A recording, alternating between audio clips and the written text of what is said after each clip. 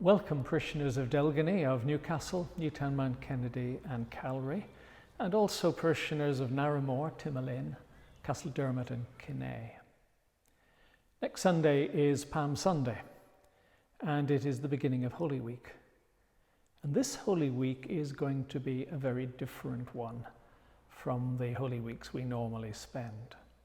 Indeed, Holy Week is generally speaking one of the busiest weeks of the year for clergy, if not the busiest week. We're preparing Holy Week services or Bible studies, writing sermons, doing sick communions in the parish, trying to see some of the elderly people before the great festival of Easter. This year we are on lockdown and we're not able to do any of that.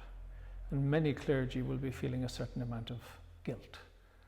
Guilt at not being able to do the things that we do every year.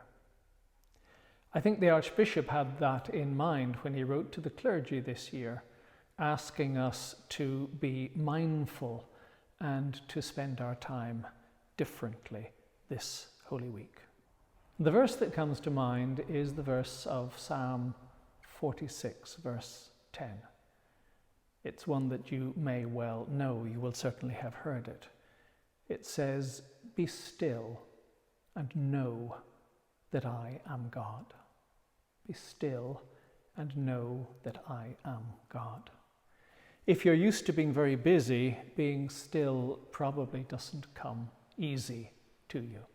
And the enforced isolation that we're undergoing at the moment doesn't come easy to very many of us. I say enforced isolation because, of course, if you are working from home, you're probably very busy. If you're a teacher, you will find you're doing online lessons and parents are anxious about their children's progress, and you will probably find yourself even busier than usual. Or if you're simply minding small children at home, you may well find yourself run off your feet, and you won't really know what I'm talking about when I talk about solitude and isolation.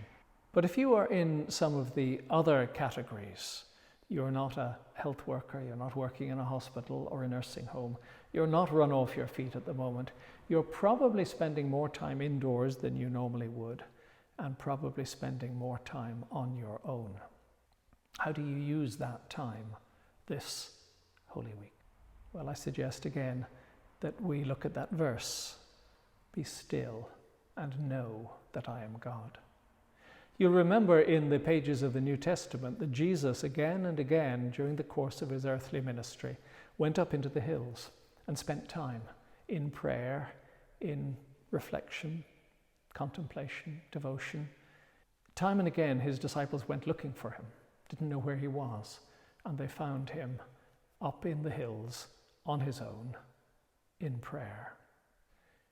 Going back even further in the Old Testament, Moses, who discovered God in the burning bush when he was out in the middle of the desert on his own. And there is a great tradition in the Christian life of monks and of hermits going away to far off places, to the deserts of Egypt and other wild places, to spend time on their own in very austere circumstances. In Ireland, we have the same tradition. Places like Skellig Michael, where monks and hermits went to be as far from what they call civilization as they possibly could be. And it is hard to imagine anything more austere or remote than the Atlantic Islands around Skellig Michael. One of the most austere examples of a saint setting out to be on his own was in the 5th century, in the 400s AD. Simeon the Stylite, as he was called.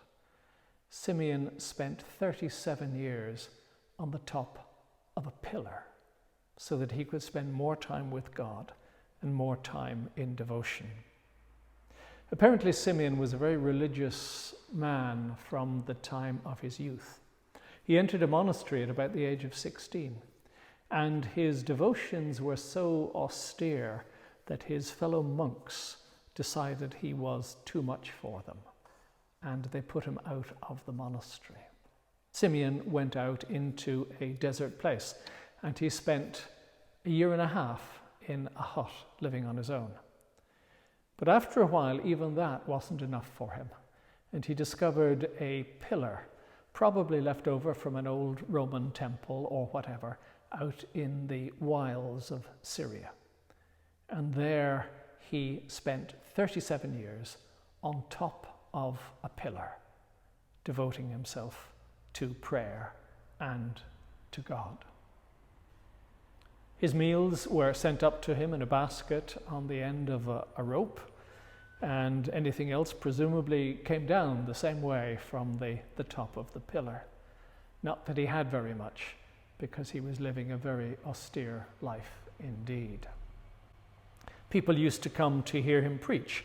They would bring ladders and they would climb up to talk to him on his pillar, and he would preach from there.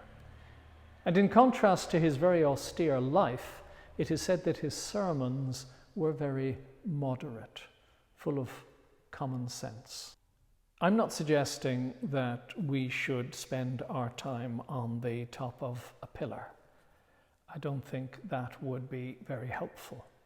But I do think as we approach Holy Week this year, a year that is going to be very different from any Holy Week we have ever had before, perhaps we should see our time as a gift.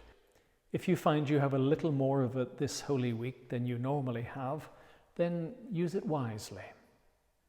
Perhaps for a little more prayer, a little devotional reading, perhaps to contemplate the story of the Passion and the run-up to Good Friday and the events that happened before Easter.